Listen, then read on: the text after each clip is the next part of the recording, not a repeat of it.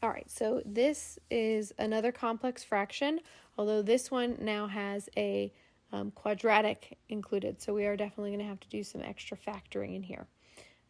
So here it is horizontally. You can see a fraction divided by a fraction. Remember, that means we have to flip it over. It has to be reciprocal. Sorry, it's a little messy there because I was trying to extend the fraction out over the top. So before we can start canceling too much, we can actually cancel a little bit here. But we're going to have to factor before we can cancel across this way. So let's factor our quadratic expression. So I can factor this out. It's going to be w minus 2 and w minus 2. So if you noticed, I did that kind of quick. This is a square, a perfect square trinomial. I have a square and a square at the beginning and the end. And then if I take the square root of each, so square root of w squared is w, square root of 4 is 2. So I'd have 2w times 2 is 4w.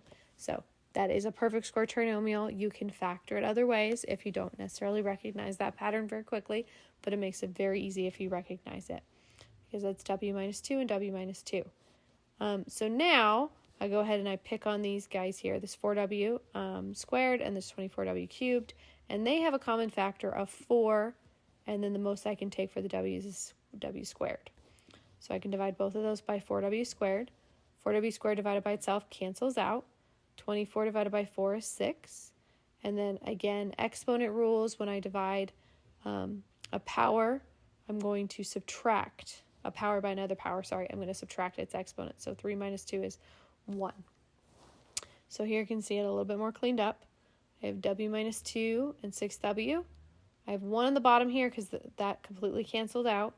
And then I have my two binomials.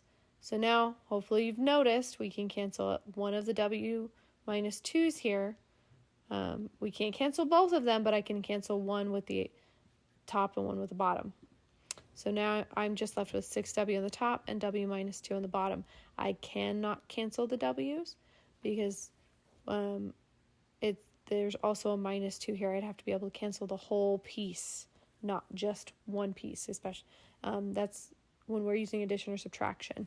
That changes those rules a little. I can only cancel if it can cancel from both of them. So that was using simplifying a complex fraction with a quadratic. All right, I hope that helped, and I will see you in the next video.